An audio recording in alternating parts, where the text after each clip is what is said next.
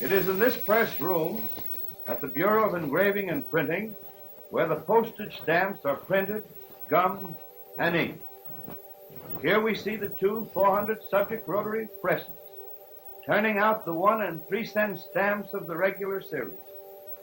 Each of these two printing presses has a maximum production capacity of 3 million stamps a day, printed and gummed. Close-up of one of the presses, showing the stamps rolling off in blocks of 400. Next comes the inking of the stamps, which follows immediately after the printing and gumming process.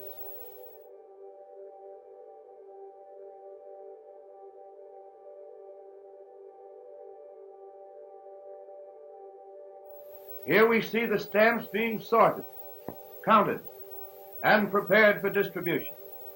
It is here that the imperfect issues are removed from stock before the completion of the preliminary packing work. From the sorting table, the stamps are sent to the packing and shipping division, where they are wrapped, sealed, and prepared for shipment to the 45,000 post offices throughout the United States.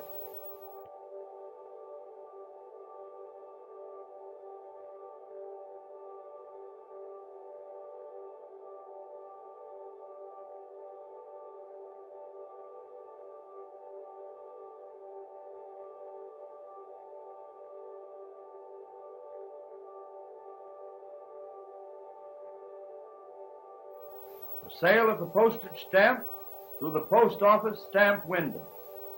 Stamp sales of this kind during the last fiscal year totaled more than $400 million.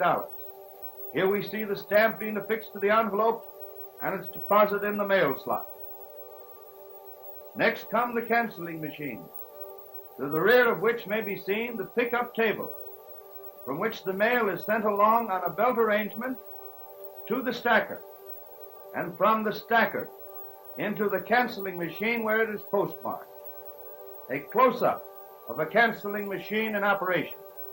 This particular canceling machine has a capacity of 600 letters per minute. The shipment of the bundle mail pouches from the post office to the railroad or airmail terminal, as the case may be. The truck shown here is one of the 8,200 government-owned trucks now being operated by the Post Office Department's Motor Vehicle Service. Here we see the interior of a railway mail post office, showing a full crew at work. Here the mail is sorted by states and cities for dispatch en route. Close-up of the letter distribution in the letter case compartment at the rear of the railway mail car. Departure from the terminal of a long train and its several mail cars. When under full power, these mail trains travel at between 60 and 70 miles per hour. With the advent of the streamlined train, this speed will be increased to from 80 to 100 miles per hour.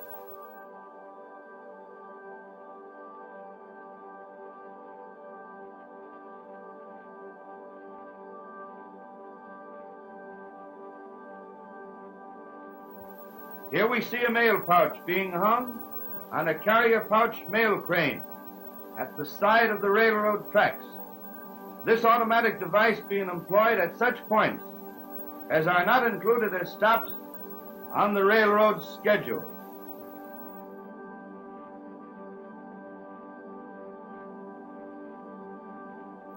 A mail train speeding at 60 miles per hour, about to pick up the mail pouch from the catcher pouch crane. The pouch is snapped into the mail car. The railway mail clerk aboard the train tosses off another pouch for delivery through the local post office. The air mail service. Here we see one of the latest type mail transport planes coming into the airport with a heavy cargo of mail aboard.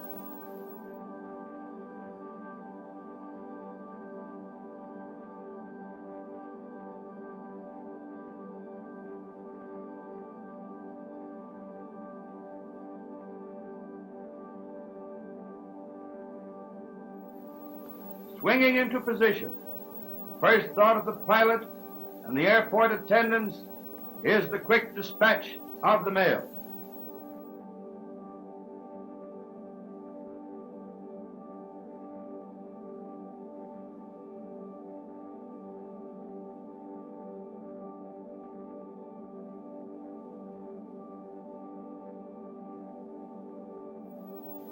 Mail is passed from the mail compartment of the plane to the ground, where it is rushed to the airport post office for immediate dispatch.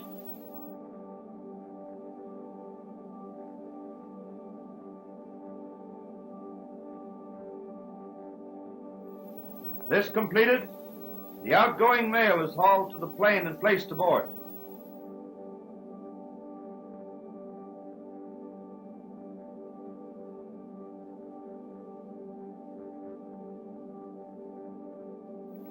Takeoff of the big mail plane, which is but one of hundreds that serve the nation's 29,000-mile airmail system, the greatest in the history of the Postal Service.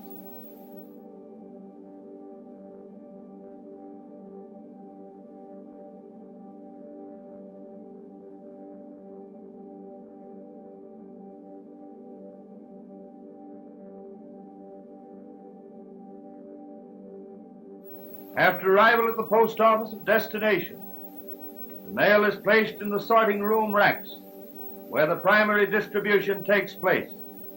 Here the mail is prepared for local delivery.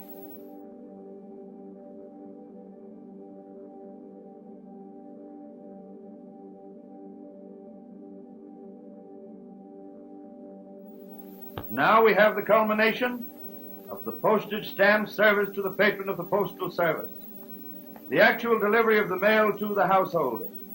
Here we see one of the 48,000 letter carriers that serve the householders of the nation delivering mail to one of his regular patrons.